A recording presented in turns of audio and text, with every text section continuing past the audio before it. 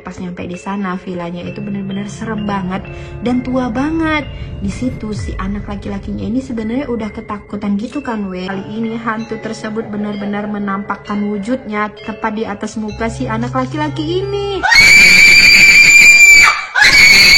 Guys, serem banget. Bocil laki-laki ini diganggu sama kuntilanak merah saat dia sedang liburan bersama keluarganya. Ayo, ada yang udah pernah belum ketemu sama hantu kuntilanak merah? Jadi ceritanya ada satu keluarga yang udah dari lama janjian mau pergi liburan kan. Tapi sayangnya liburannya itu harus tertunda karena ternyata si ayahnya ini ada kerjaan keluar kota padahal mereka dari jauh-jauh hari sudah merencanakan liburan ini kan. Mereka itu udah lama banget gak liburan dan anaknya itu udah antusias banget mau liburan. Tapi karena ayahnya harus bekerja, akhirnya liburan itu pun tertunda. Anaknya menangis dan kecewa kan karena anaknya udah benar-benar pengen liburan. Anaknya meronta-ronta gak mau liburannya dibatalkan, dia tetap mau pergi liburan.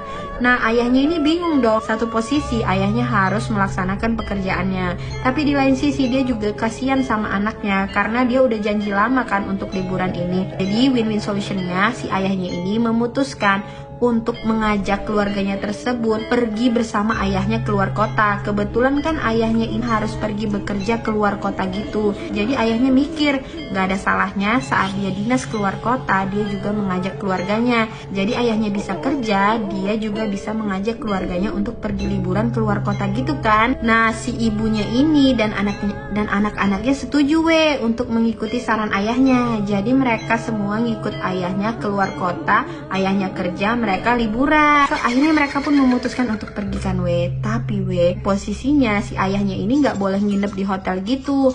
Ayahnya ini harus nginap di villa milik kantor ayahnya karena villa tersebut dekat dengan tempat ayahnya bekerja kan. Jadi ayah nggak bisa jauh-jauh. Nah, karena hal itu keluarganya tersebut pun terpaksa harus nginap di villa kantor tersebut. Seperti yang kalian tahu lah ya, namanya villa kantor. Udah pasti ya sering kosong dan nggak terlalu terawat gitu. Bener dong pas nyampe di sana, villanya itu bener-bener serem banget dan tua banget. Di situ si anak laki-lakinya ini sebenarnya udah ketakutan gitu kan tapi ya mau gimana lagi, kan dia juga yang maksa mau liburan bersama ayahnya kan. Jadi ya walaupun dia udah takut dan ngerasa ada hal yang aneh, ya terpaksa dia terima-terima aja tuh nginep di villa itu. Nah, kebetulan kata si penjaga villa, di kamar tersebut sebenarnya ada 3 kamar. Nah, si kakak perempuannya ini udah ngajak kan adiknya ini untuk tidur bareng. Tapi ya kalian tahu namanya anak laki-laki, gengsinya itu besar banget Dia nggak mau tidur sama kakaknya karena katanya dia udah besar dan dia nggak takut lagi. Dia takut kalau misalnya dia tidur bersama kakaknya, dia bakalan diledekin kakaknya penakut. Dia gengsian gitu orangnya karena dia gengsian, dia bilang dia nggak mau sekamar dengan kakaknya, dia mau pisah kamar. Padahal si penjaga villa udah bilang kamar yang di atas itu nggak pernah ditempati sama sekali dan nggak terawat sama sekali. Kamarnya itu lumayan serem gitu. Tapi karena dia gengsi, takut diledekin penakut, dia memutuskan untuk tetap tidur di kamar itu Akhirnya sampai di dalam mereka pun mencar. Mereka masuk ke kamar masing-masing. Pas dia buka kamar tersebut, dia sebenarnya udah mulai nyesal dan mau turun ke kamar kakaknya karena kamar itu bener-bener kotor dan gak terawat, bahkan serem banget Dia udah ngerasa kalau kamar ini tuh angker. Karena egonya tinggi, dia tetap masuk ke dalam kamar itu. Bener dong pas dia masuk ke dalam kamar itu, tiba-tiba dia mendengar suara orang menangis. Lalu pintu lemari di kamar tersebut goyang-goyang dengan sendirinya. Dia penasaran dong apa yang ada di dalam lemari tersebut. Pas dia mau mendekat ke lemari tersebut, tiba-tiba pintu lemari itu terbuka dan kepala si anak laki-laki ini jadi kejedot Di situ dia ketakutan dong, dia langsung turun ke bawah. Dia teriak-teriak minta tolong. Nah, kakaknya terbangun kan. Kakaknya baik nanya dia kenapa. Tapi di situ dia tetap egoisnya tinggi banget. Dia takut diledekin kan.